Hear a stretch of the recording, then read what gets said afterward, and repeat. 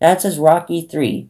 I just enjoy this film, and I think it's very fun, while also not losing too much of its realism. With Rocky 4, it goes a little bit too over the top, but for this film, I think it just stays grounded enough where I'm able to enjoy it, while it's still a very fun and a little bit over the top film. So it's able to balance the tones of over the top and realistic very well. That being said, when it comes to every other Rocky film I've seen, I think this is like the most straightforward. For this film, Rocky is is basically in the peak of his life, and it's not like his career is being damaged. It feels like he's going through the less stress or the less pain or the less conflict than he is in the other movies.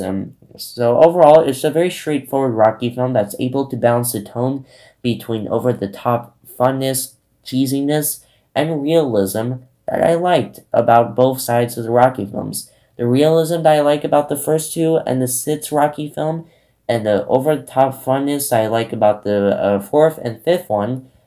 I just feel like they mix the tones very well. Next up is the first John Wick movie. As I said, they just do a very good job making us root for this guy who's basically killing this father and son, because they did awful stuff, and they choreographed the action very well.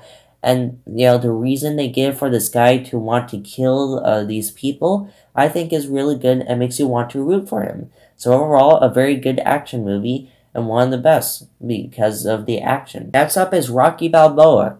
The funny thing is, I don't see people talking about the sixth Rocky film as much as they do with the rest of the franchise, and I can kind of see why, because even though this film does a very good job with giving Rocky a reason to come back, and some of the scenes between Rocky and his son was really sad. Some of them brought a tear to my eye. I mean, there were some sad scenes in this movie, possibly one of Sylvester Stallone's best performances in any movie. The villain in this film is possibly the most forgettable villain in any of the Rocky films. Like, when it comes to the villains of the Rocky films, I think all of them are memorable and all of them are interesting enough. But the villain in this film, kind of forgettable, just very straightforward, and they don't give him that much to work with. Also, they give this film this weird blue filter throughout the film where the contrast is kind of weird, where every scene there's like this blue filter to it, and that stuff I didn't really like that much. But overall, what they do with Paulie in this film and what they do with Rocky and how he is in this part of his life, they just do such a good job with that, and expanding how Rocky acts in his older years. So overall, just a very good film, and possibly one of the better Rocky films, like my third favorite Rocky film of all time. Of course, I haven't seen the Creed films yet, so when Creed 3 comes out, I'm gonna be ranking all the Rocky films, and then you can see how I would rank all of them, or this film compared to the Creed films. Next up is No Country for Old Men. Now, this is possibly one of the more action-packed Western movies I've seen, and possibly the best Coen Brothers movie I've seen. As I said, the Coen Brothers, they just know how to pull you into the story or pull you into the scenes that they are filming, and they just do such a good job with it. Of course, Antonio Bardem does. Did I say his name yet? Right? Yeah. Antonio Bardem does a good job as Shakur in this film, possibly one of the best action movie or Western movie villains of all time. And one thing I found very interesting is that this film has no music. I mean, maybe it has like some very light music in some scenes, but this film has no soundtrack. I mean, the closest they come to a soundtrack is just like the background noises of maybe like a rapper uncrumbling or something like that. Like, there are some scenes where there's just no music, and there's a bunch of tension. This is possibly the most tense film I've ever seen in my life. This is possibly the film that brought me most to the edge of my seat than any other film I've seen in my life. I mean, it's just a great game of cat and mouse between two very interesting and badass characters, and two directors who know how to pull you into a story. So even though I'm kind of mixed about how they ended the film with the main character, the main protagonist, being killed off screen. I think that was kind of anticlimactic. I don't know what they were really going for there. I feel like I'm missing something there when it comes to the theme or what they were trying to go for. I just feel like it was a very anticlimactic ending. Overall, it's still a great Western movie. That's his Bride of Frankenstein. Now, as I said, I like the 1940s movies or movies made in the 1940s. I think they're just such an interesting way to make films and very different from the way we make films now. I think this is the best of the 1940s original monster classics, Universal Studios monster classics. I think this is possibly one of the funnier films of those three movies I've seen. And it's a very funny film. There's some scenes that actually made me laugh, which I wasn't expecting from a monster movie in the 1940s. And, Frankenstein himself, he gets some very good scenes of being a monster. And, you see that he's not really a monster. It's just that people treat him as a monster, which makes him feel like a monster. So overall, it's a very interesting film. And, a very good film overall. And what they do with Dr. Frankenstein in this was pretty good. So overall, just a very nice film. And, I think one of the better monster movies from the 1940s. Next up is Avatar in 3D. AMC re-released Avatar in movie theaters in 3D. And, I saw Avatar last year or the year before that. So this isn't the first time I saw Avatar, which is kind of breaking this list or kind of breaking the rules of this list. I'll tell you now, Avatar in 3D is like much more different than Avatar not in 3D.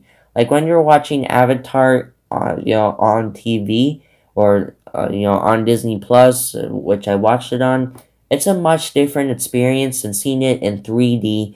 And what James Cameron was able to do, I mean, I don't even like 3D, and I love what they were able to do with this film in 3D. Just seeing it in the movie theater, it just gives such a different experience to this film. So overall, I may have my own problems with the film and the story and how familiar the story is. I think it's just a great experience to see in 3D as someone who doesn't like 3D. Next up is 1917, possibly one of the most technical films in this list. Like this is possibly like a bunch of one-take shots at once. Like they just shoot most of these scenes in one shot, and it's just a technical achievement where I appreciate what they were trying to do with this film and what they did with this film when it came to the technology. And it's just a very breathtaking film what they were able to do without that much CGI, and what they were able to do with just these one-shot takes. The actors do a good job. It's a good war film, and it's a great technical achievement. Next up is Drag Me to Hell. This is possibly one of Sam Raimi's best films, which I have seen, and he just does such a good job making these campy movies that are just able to go so over the top and so campy while not pushing the line. And still, I mean, for Army of Darkness, there are just some scenes that don't make sense. But for this film, I think it's just able to be campy while not being too over the top, too campy.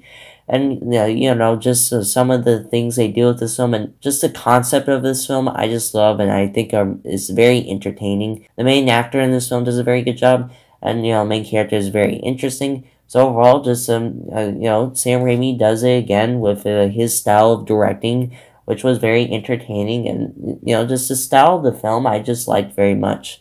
And it also ends in a very dark note, like a very dark ending. And I am all for it, because this is just such an incredible bonkers film that, I'm just able to enjoy wherever it goes. Now I'm 76 movies in, and I am now talking about the latest film that I've seen, Avatar 2. Now, Avatar 2 is better than the first Avatar movie, especially in 3D, where I think it's just even though the story, is as straightforward as the first film, I think it's just more character-focused than the first film, and I like it for that. So overall, I think Avatar 2 is just very, technology-wise, it's very good. And story-wise, character-wise, I think is also better than the first film. Next up is Aliens. I know some people love this film and think it's better than the first film. I honestly like the horror aspect of the first film, but still, Aliens is a very good film overall, and you know, that's all I can say about it. I mean, there's not that much I remember about the film, to be honest. Maybe on rewatch I'll like it better, but for whatever reason, this film is kind of forgettable where I don't remember it very well, even though I've only seen it a few months ago. Next up is Smile. Now, going into it, I thought this was just going to be a decent horror movie, and it's terrifying. It's just a very terrified film, and there are some creepy moments in this film. And, you know, the monster itself, like, you know, it's able to be, like, fully made of CGI while still being very creative and, you know, very, you know, horrifying to look at. So obviously, you know, just a very great horror movie to be this high on the list, and I just recommend you watch it. There's no way to describe it. It's, you know, it just has a very, you know, good premise, and it adds to that premise with so many creepy scenes. So overall, just watch it. Next up is The Fabelmans. I wish they, you know, lean more into the movie aspect of things instead of the family drama of things. But when it does do the family drama, I think it was done very well, and they're able to make all these complex characters, or even characters who you hate for most of the film. The last scene they're in, they're able to redeem their character in some way, or make them complex, where you know, the film just reminds you, these people aren't jerks, they're not antagonists, they're human, they're real people who existed because this is a biography, and they're all complex. So overall, just, you know, Steven Spielberg just does a very good job of making this very personal film. This is possibly his most personal film to date. I really liked it. Next up is Game Night. This is possibly one of the funniest films I've seen this year. It's a very underrated film, this is. And, you know, Jason Statham and all the actors who are in here, they do such a good job, you know, with this comedic timing. So it's just a very good concept for a movie, like them, you know, thinking they're playing a game, but they're actually in the middle of this black market scheme and all these mafias, and the way, you know, just the direction this film goes. I don't even want to say anymore. Just go into this movie knowing nothing about it, and you'll love it. Also, the directing in this film is kind of like Edgar Wright style, where it goes very quick pace, and you know, I just like that too. Next up is The Host. Now, this is from the same guy who made Parasite, and I really liked it when I watched it. I never had a desire to see it again. You know, it's still a very good horror movie and a very good creature feature. You know, the main characters in this are very likable. Even if they're really flawed, you get where they're coming from. So overall, just a very good, you know, creature feature, and you know, the directing of this is outstanding. I mean, if you like Parasite, you're probably gonna like this movie. I recommend you watch it. Next up is Mad Max Fury Road. It's a great action movie. You know, it just never stops with its action. I just didn't, you know, get invested that much into the story. I mean, I didn't see the earlier Mad Max movies. I'm not a huge Mad Max movie fan. I mean, you know, I just don't see, like, you know, like this, these clans, chasing other clans to be as interesting as an idea, where I would say this is the best action movie of all time. I wasn't really invested in the story when I was watching this, but the action itself just incredible, you know?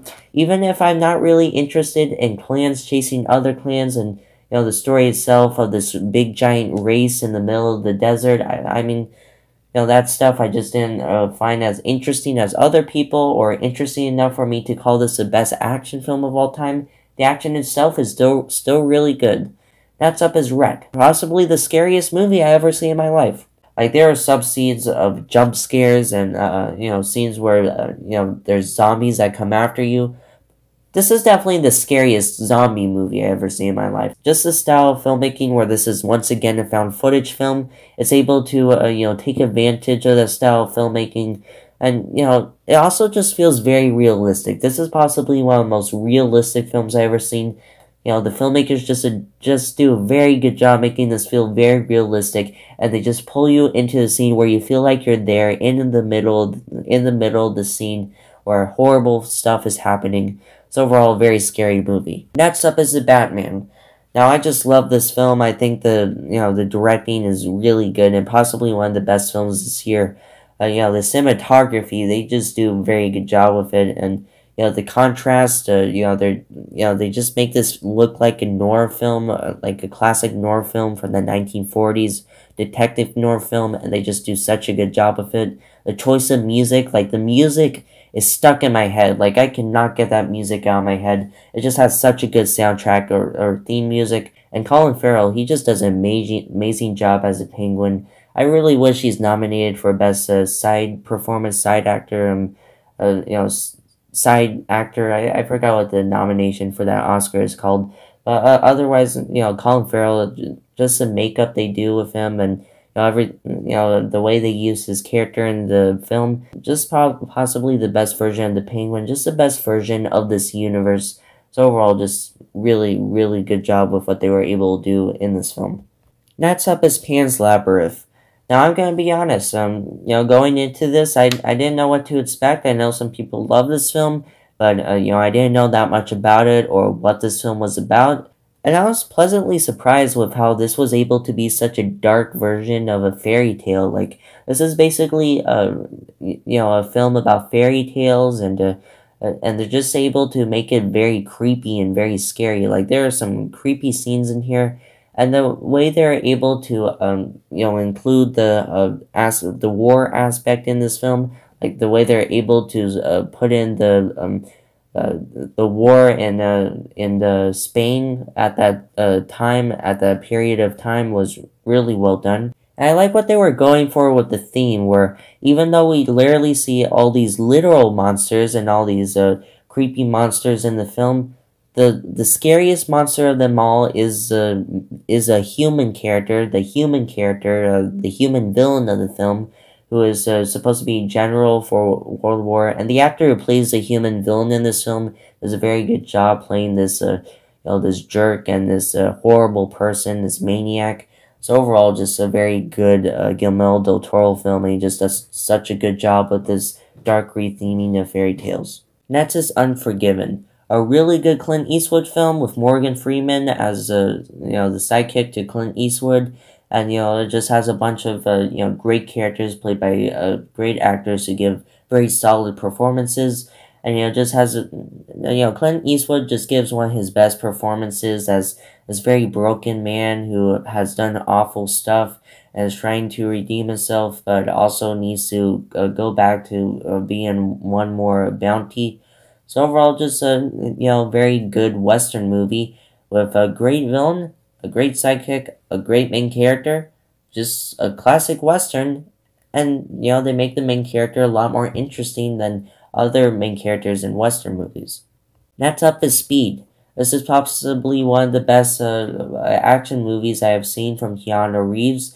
It just goes non-stop with the concept, and the concept of when you're driving the bus and you can't go below 50 miles per hour. I watched this 9-10 months ago, and I still remember it very clearly. It's just such a great action film, such an iconic action film, one of my favorites. And Keanu Reeves just does such a good job. So overall, it's just a very good action film, and the villain in that film is also really good, like one of the more iconic villains when it comes to action films. So again, a solid action film. Next up is Misery. It's based off a Stephen King short book, and I like this adaptation of it.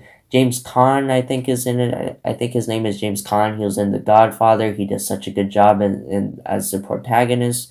And the woman who plays the villain of the film, I forgot her name. She does a very good job as the villain, and she's able to play this psychopath where you don't know if she's gonna be very nice or very mean to him, and it's just like any moment she'll just lose it and kill James Caan's character, and at the end she almost does. It's just a very good and very edge on your seat horror movie.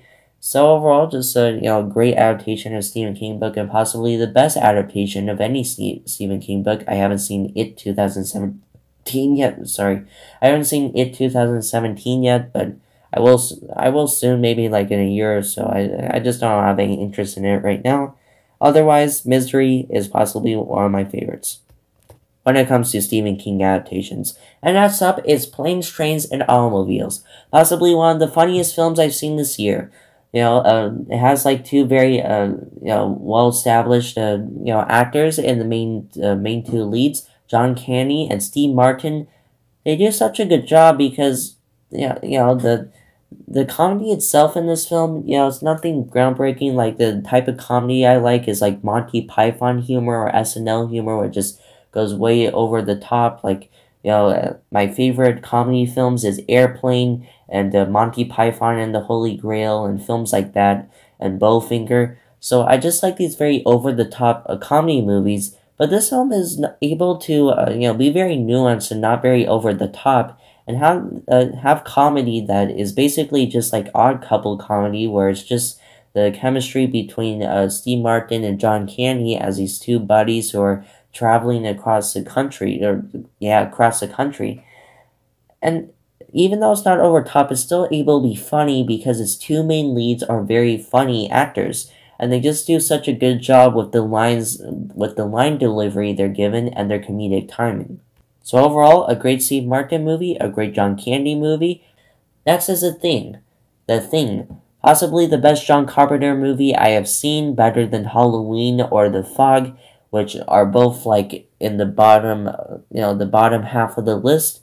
This one I think is able to be gross and grotesque, while also not forgetting to create a very interesting story. And as you can hear, my watch just went off.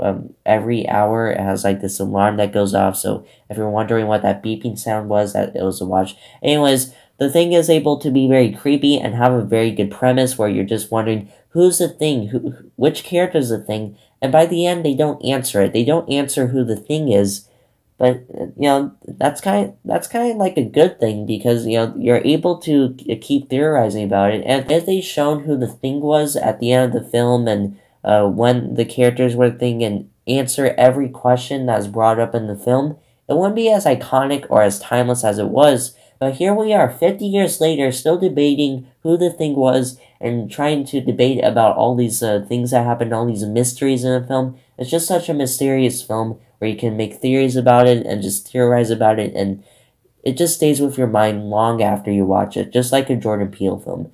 Next up is Conjuring 2, possibly one of the best horror movies I have seen, and one of the scariest. Just has such great jump scares, and James Wan, I already told you, he just does such a good job with horror. He just knows how to create really good horror. The thing they're able to do with the two main characters, the Warrens, they just do a very good job with them. And I just like the setting of it being in Britain. They just do a very good job with the setting. So overall, a very unique horror movie and a very scary horror movie, also being a very well-directed horror movie from James Wan. Next up is Parasite. I'm gonna be honest. Going into this, I was expecting, a little bit of a better film, because it won an Academy Award for Best Picture, and I heard all these things about how subversive it is.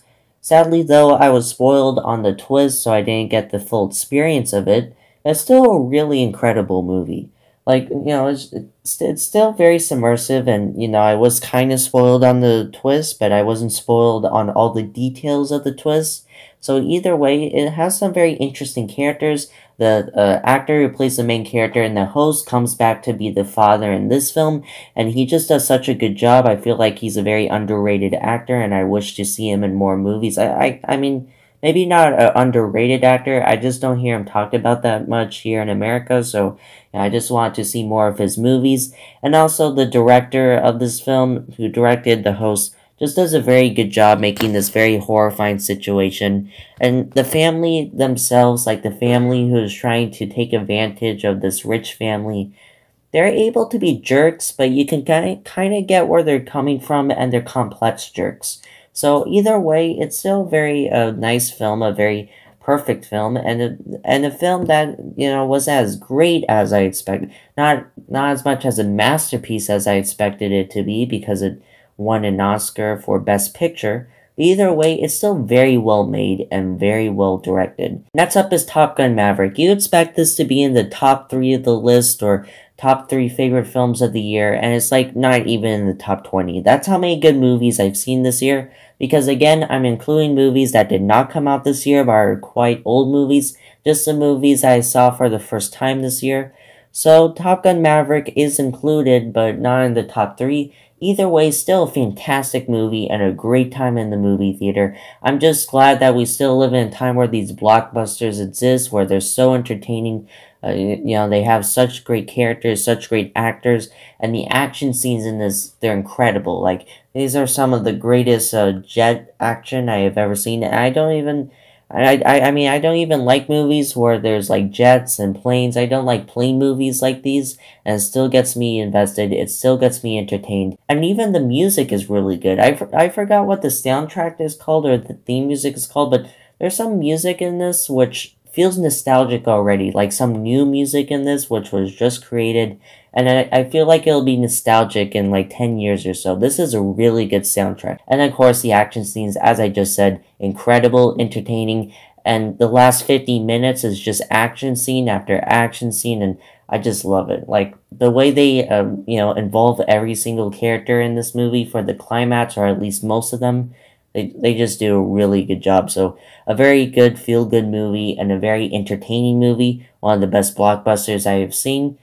Easily one of the best of the year, at least one of the best that came out this year. Next up is Zodiac. I haven't seen a lot of David Fincher's films, but I know he's a really good director, and from watching this movie, I can tell he's a really good director. It just pulls you in, like the Coen brothers, Spielberg, all those directors. He's like one of those directors where every scene, like, no matter what's happening, and most of the scenes in this movie are just characters talking and investigating, and the investigation itself is very interesting, so you're just pulled in by this investigation, and these characters who are investigating the investigation. And just like every scene, even if the characters are just talking about this investigation, you're pulled in, because this director does such a good job framing his shots, telling the actors how to act. He just does such a good job as a director. I want to see more of his films.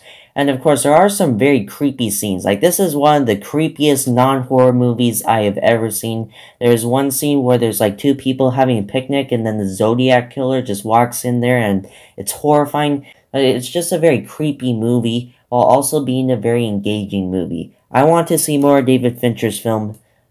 This was incredible. And next up is Shaun of the Dead, possibly the funniest movie. I've been saying that a lot, but possibly the funniest movie I've seen this year. Maybe the second funniest movie I've seen this year. Either way, it's still an incredible comedy movie. Simon Pegg does such a good job, and the way they, they have this much foreshadowing in the film, like they have a lot of foreshadowing and callbacks to earlier scenes, makes this film feel very professionally made. You can tell that there was a lot of love that went into this film and a lot of effort that went into this film, and the writing and the directing and the acting, like all of it is just high effort, very funny, and Simon Pegg just has great comedic timing. The director has great... Edgar Wright is just a great director. I want to see more of his movies. Another director which I haven't seen a lot of, but I'm starting to get into, just like David Fincher and the Coen brothers. I love this film. I really do. Like, it's just so well made and so well cast. I just want to, see Hot Fuzz, and, I know that there's like a Quartetto trilogy, which this is a part of. I just want to see more of Simon Pegg's movies. I want to see more of Edgar Wright's movies. Just that great of a film. Next up is Kingsman: The Secret Service. Truly incredible spy movie. I already talked about it in one of my videos, my last video actually, which is 10 minutes long, but I talk about it in the first 2 minutes, so I recommend you check it out if you want to hear me talk about it. Just a quick summary. I think it's funny, I think it's hilarious, I think it's well casted, it subverts your expectations. It's like a satire of spy movies while not becoming a straight up parody of spy movies. It's incredible. And next up is possibly the funniest movie I've seen this year. If not the funniest movie I've seen this year. If not the best musical of all time. If not the... you get what I mean. It's South Park: Bigger, Longer, and Uncut. I already talked about how this is my favorite TV show of all time in my top 10 favorite TV shows of all time list, which I gotta update because that was a very old list and I watched a lot of great TV shows since then. But South Park: Bigger, Longer, and Uncut, incredible, hilarious. Surprisingly, the music is actually really nice. Like, the musical numbers in this film are incredible. I've been listening to the soundtrack of this film for like weeks now. I mean, if you don't want to see the film, at least listen to the soundtrack of it. Like, there are some great songs in this. And of course, it's like a South Park episode, like a top tier South Park episode, but expanded. Like, all four of the main characters, the four main boys, have something to do and something interesting to do, like have their own arc. Just the satire they put into it and its commentary. I recommend you just watch this film because it's hard to explain. Just a great film, a hilarious film. There's some scenes that where I was laughing like out loud, like I couldn't stop laughing at some scenes. Really just a great comedy movie. And next up is possibly the best zombie movie I have ever seen, Train to Busan, and possibly one of the best foreign movies I have ever seen. Like, they just make this very interesting but flawed main character with a daughter, and he's flawed, but he's also very complex. And the way they make these complex characters who you are able to root for, while also seeing the flaws, like, they just make very interesting characters. So when a character dies, then it's really emotional and really sad. Like, there are some very, very sad scenes in this movie. Some scenes that almost made me cry. Like, really, there's some very sad scenes. The way it's directed and shot is also really well done. Possibly one of the best zombie movies I ever seen. And the concept of you're on a train and then there's zombies in one car and then they're expanding from one car to the other. I really like that. So it has a great concept, great characters, complex characters. It's just the best of this genre. Next up is The Matrix. It's just a one-in-a-kind film. What is there to say? You can't see this anywhere else. The action scenes, one-in-a-kind. Some of the special effects are one of its kind. Even if some of the special effects look a little bit outdated, most of them not outdated. Like there's some timeless special effects and CGI in this film. The story that the directors and filmmakers were able to create with this film, and just this world that they were able to create, they just did a great job. And it's just such an interesting film. And next up is Joker. Coming from a one-in-a-kind sci-fi film to a one-in-a-kind superhero film, this is, as I said, a one-in-a-kind superhero film. This is something I've never seen before when it comes to superhero movies, because it's not really a superhero movie. It's more of like a crime drama, or, this really big drama about this guy who's mentally ill, who's doing very awful stuff. And you feel as if you shouldn't root for this guy because he's doing very awful stuff. At the same time, people are doing really awful stuff to him, and he is mentally ill. He can't help but to do mental stuff, and in the situation he's in, he can't have help because he doesn't have the financial situation to get help. He doesn't have the money to get help, and he couldn't go to a mental hospital because, one, he doesn't have anyone who can pay for it, and two, he feels as if he needs to help his mother financially. So overall, they put the main character in a situation where his mental condition is just going to get worse. So you feel as if you shouldn't root for him because he's doing awful stuff. But at the same time, you feel as if you should because he is going through awful stuff and people are doing awful stuff to him. And there are some really big jerks in this movie. He gets revenge on those jerks. And for whatever reason, you both feel horrified for what he's doing, and you kind of root for what he's doing, because he's killing, like, these people who are really bad to him, but at the same time, he's being bad to them. So I've never seen a character that complex in a movie before. I've never seen a character where you can both despise him and root for him at the same time. So that's why it's this high on the list. I mean, it's just such a movie, like such a movie where you can't get this movie anywhere else, and you can't watch a movie like this or get a main character like this. And next up is Alien. I mean, I know some people like Aliens better than Alien. I am one who doesn't like Aliens more than Alien, because Alien, it's just like such a very good horror movie and well-made horror movie, where they, it's kind of like a sci-fi movie, but kind of like a horror movie at the same time. And I like when they mix sci-fi with horror, because that can make for some really interesting monsters and situations. And just the main characters in this film and the entire crew, they were really good, and I felt like the characters were really well fleshed out in the scene. There were some creative kills in this film, like, the guy, the iconic shot where the guy has an alien like burst out of his chest. That shot was incredible. There are some incredible scenes. And the way this film shows how the alien operates and how the alien functions by slowly have the alien come out of the egg and become bigger and stronger as the film goes on. I really like that stuff. So overall, I think it's a great horror movie and one of the best horror movies of all time, as well as one of the best sci-fi movies of all time. And next up is Rocky. One thing people seem to forget is that the first half of Rocky, like the entire first half of the film, is just this down on his luck guy who is trying to get together with this girl who he finds, and is trying to become a big boxer, but there's not that much boxing going on, and there's not that much training going on. It's not until the second half that Apollo Creed gives him the chance to start fighting, and then he starts, getting together with his manager and gets a manager and starts training.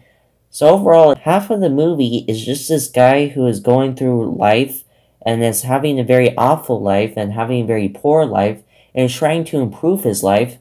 And that's what I love about the Rocky films, is that it's so inspirational as you have this guy come from this very poor guy who is down on his luck and become the thing that he wants to be. He's not rich by the end of the film. He's not like, this guy who owns a mansion by the end of the film.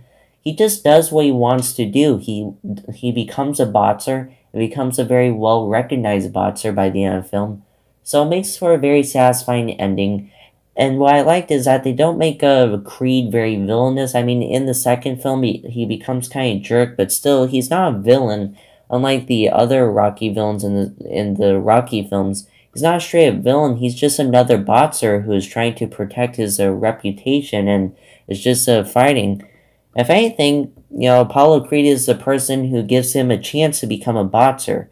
So I like that they made the villain a real person, and they make Rocky feel like a real person, and every character in this film feels complex. They make this douchebag Paulie, who's like the most unlikable douchebag in the world, and beats his sister and yells at his sister a lot, and they make him very complex and somewhat likable while also being very unlikable. They make him interesting. So that's where you get like a very Oscar-worthy film, and a film that I think is one of the best sports movies of all time. And next up is Jaws in IMAX. Now again, this is cheating because, I saw the first Jaws movie like 12 times before I saw it in theaters. But I'm going to tell you this right now. Jaws in IMAX is incredible. And it's like miles over watching Jaws on TV. There's something about watching a movie in the movie theater on the big screen with a lot of loud sounds, and it just makes the film a lot scarier. This is the first time where I watched Jaws and I was actually scared. There was actually like a sense of dread in the film where, there's this shark who's killing people, and in the second half there's really a sense of dread where the characters, you feel like they're gonna die. And when the jump scares happen, they work like way more than if you were watching it on TV. Like, this is way scarier in IMAX, as the sound is very loud, and just seeing it very big, and you just get more engaged in the movie in IMAX. Also, because it's in the movie theater and you can hear the dialogue a lot better, because the film itself is just a lot louder than if you were watching it on TV, then you're able to follow along with the characters a lot more and what's happening a lot more. So overall, this film is like much better in IMAX. And that's incredible because Jaws is one of my favorite movies. One of the first PG-13 movies I ever seen. And just an incredible movie. I love that movie. And they're able to improve it in IMAX. It's just such a different experience watching it in IMAX. And if it ever comes back in theaters, I'm gonna go right in first person to get tickets. I'm gonna watch that film again. Of course, I couldn't put it like higher because I still watched it like a lot before I watched it in IMAX. So I thought it'd be a little bit unfair to put it too high. So I put it in number 11. But still, I just love this film. I really do. I think it's better in IMAX. Next up is Get Out. Now, some people say this is a comedy film. Some people say this is a horror film. Yeah, some people say this is a comedy film, which may come as a surprise to people who watch it. But there's actually a lot of funny moments in this movie. So it's a film where, I didn't really, jump as much as I thought I would. And a film where I laughed a lot more than I thought I would. So, it's not really a comedy film. It's not really a horror film. I think that worked. The plot twist of this movie, incredible. Like, I love the plot twist of this movie. I did not see it coming. And, just overall, it's a good horror film, while not always being a horror film, while also being a comedy film at times, also having this very weird tone and a great plot twist and a very satisfying last 20 minutes. It's hard to describe this film. I recommend you just watch it yourself. Just such a great movie. And I don't know if it won Best Picture, but it definitely should have. And next up is Guillermo del Toro's Pinocchio. Possibly the best film the best film that came out this year. I'm not even going to sugarcoat it. This film, it takes everything you like about the 1940s version of Pinocchio, and it amplifies it and improves on it. Like the motivations for every character and why every character does what they do. It's just, it's improved on. They improve on each of the characters. They make every character more complex and more interesting. And even the story itself, they take out Pleasure Island and the donkey scene, and then they replace it with much darker stuff, with World War II and this fascist camp. So I love that. Like, I love how they incorporated the war, fascism into the story. So overall, Guillermo del Toro just hits it out of the park and creates an improved version of Pinocchio, which I really liked. And also, some of the music was also really nice. And it's a very emotional film. Like, those last few minutes, were really sad, and I was about to cry in those last few minutes, so really just an incredible film. Next up is The Shawshank Redemption. For most of the film, I didn't really know what to expect. Like, most of the film was just this guy, and it's like his, stories in prison and some of the stuff that happens in prison. Just feels like it's gonna be a bunch of short stories in this setting. But at the same time, at the end of the film, you notice that this entire time, the prisoner who we've been following this entire time, who has, been in jail, and we've been seeing all this stuff he does in prison, this entire time he was actually trying to escape prison. And they just, the whole film just leads to this very satisfying ending. It's just a very feel-good movie by the end of it. And, the main actors like Morgan Freeman and the guy who plays the main character, they do such a good job as these prisoners. And the film also does this thing where they make you wonder if you should be, rooting for these people. Like, they don't make the main characters, like, likable. They don't make it as if, they were framed for a murder. I mean, the main character was framed for a murder, but Morgan Freeman's character and, most of the prisoners who are side characters in this film, they've done awful stuff, and the film doesn't really shy away from that. They know that they've done awful stuff. It's up to you if you want to root for them or not. So it just makes for a very interesting movie and a very well-made movie with a very satisfying ending. And it's very well set up where you don't know where it's going to lead to until the last 20 minutes. So overall, incredible film. Next up is Die Hard. What is there to say about this film? It's just one of the most incredible Christmas movies and action movies of all time. There's not one moment that bored me. Bruce Willis does such a good job as the main character, and the person who plays the villain does a very good job as well. Hans Gruber is just a very iconic villain. And it's just a very well-made action movie where not one scene, not one moment of the entire film bored me at all. So overall, just a great action movie. I mean, there's a lot I can say about it, but I mean, I've been talking for like 3 hours, so I'm just gonna keep going because, there's nothing I can say that can truly describe how awesome this film is. Just a great action movie where not one moment bored me. And next up is Psycho. What a subversive film. The first half of the movie makes you think that this woman is going to be the main character. I forgot the name of the woman. But they make you think that there's going to be this one main character. And then the main character of the movie dies. The woman that we were following along with for the first half of this movie dies halfway through the film. Who you thought was going to be the main character. And what I love about that is that, from that, you feel like not one character is actually safe in the entire film. You feel as if every character in the entire movie is gonna be dead or could die at any moment. So having the main character die means that every single character who is introduced later in the movie is not safe, and that just creates for a very scary horror movie. There are some scenes that have me on the edge of my seat, and of course it's just a very well-made film with Alfred Hitchcock just hiding the twist reveal at the end very well. So overall, just a very good horror movie and possibly one of the best horror movies of all time. Next up is The Shining. Now, as Psycho was one of the best horror movies of all time, this is the best horror movie of all time. Not the scariest, as I said, REC is the scariest horror movie of all time. but this is definitely a straight-up masterpiece. The great thing about this film is that it leaves a lot of things to speculation, and there are a lot of mysteries in this film, and a lot of scenes are left unexplained.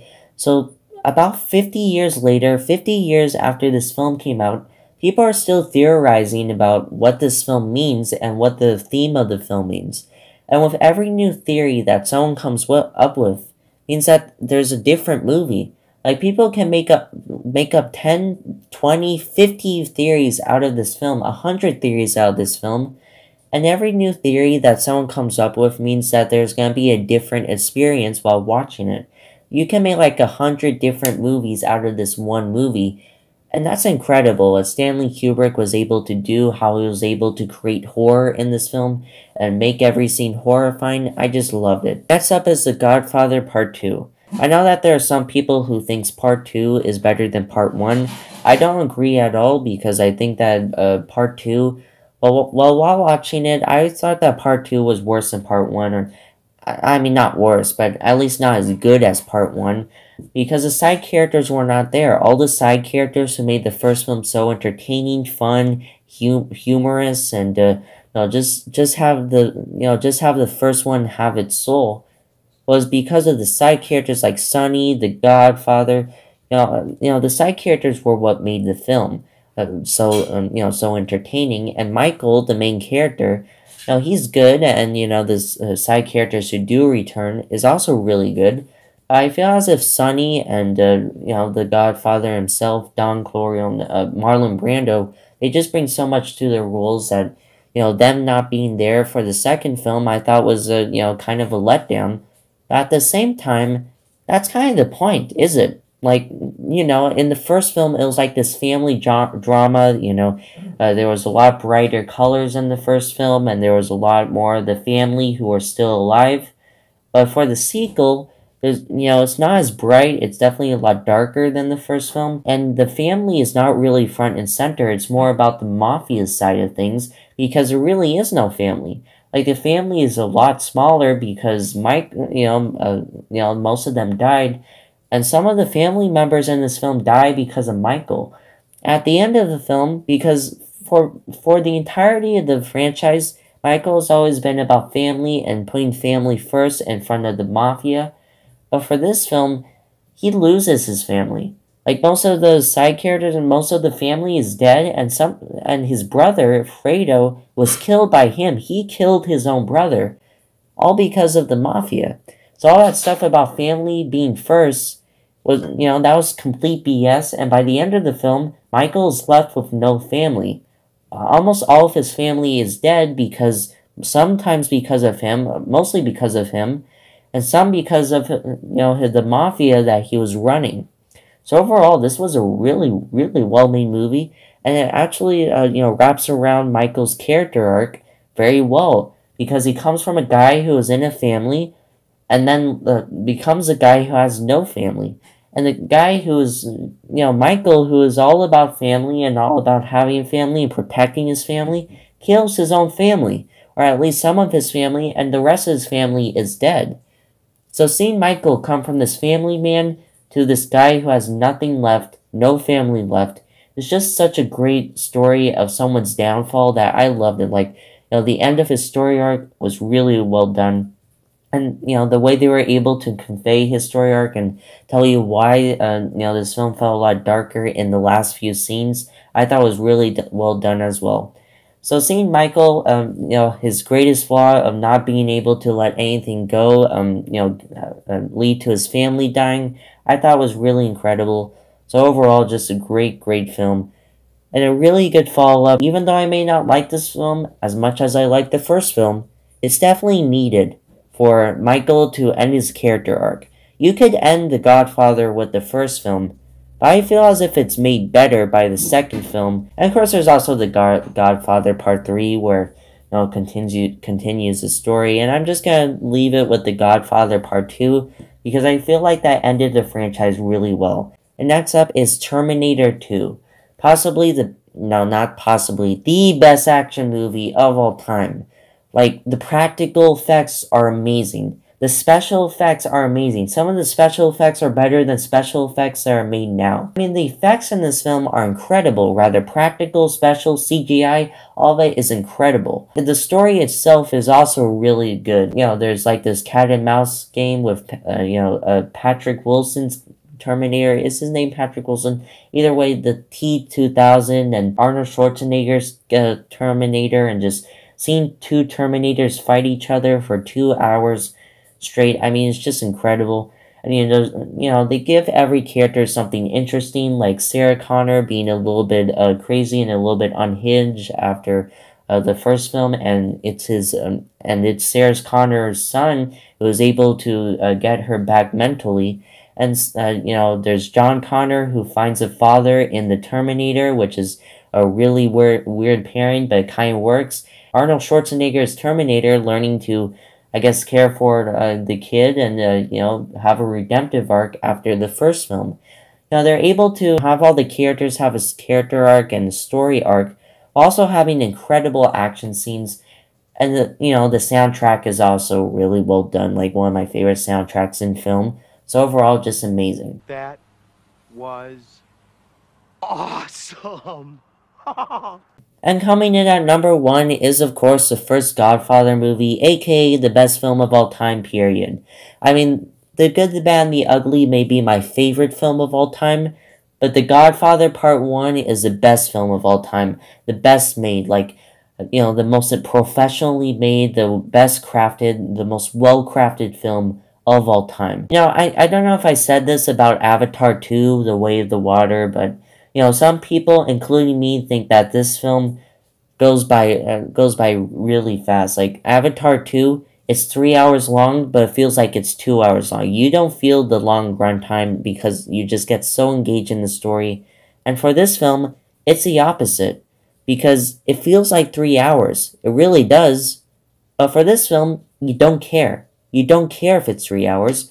Actually, you want the film to be longer. While watching this, I didn't care if it was 3 hours. I wanted this film to be longer. I wanted this film to be 10 hours. I wanted to keep watching this film for like 10 hours or all day, because this film was just so good. While for Avatar 2, it's so good that the runtime, it goes faster and it doesn't feel like it's 3 hours.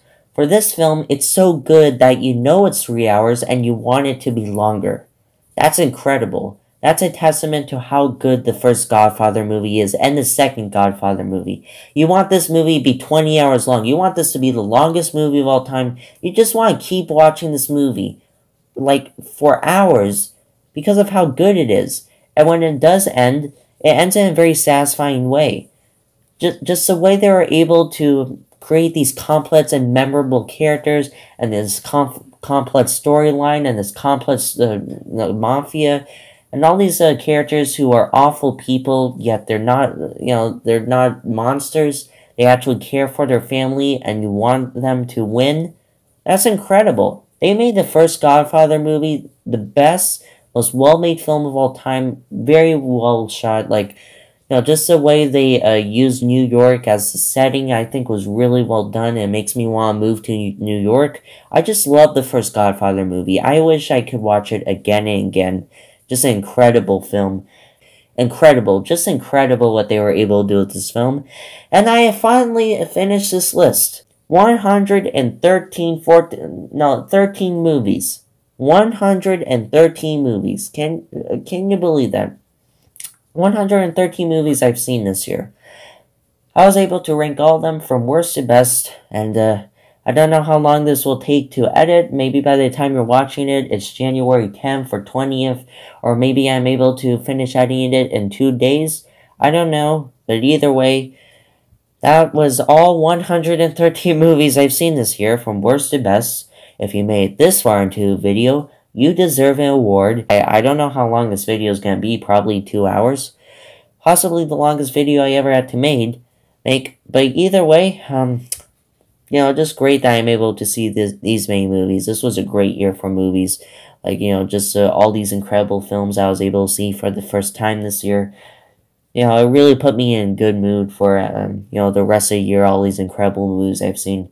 So either way, that was my list. Tell me your list in the comments if you if you watch 113 movies this year, or maybe more than me, I doubt you'll be able to remember most of them. I had a very hard time remembering most of them, so yeah, thank you for watching, and I'm gonna go to bed.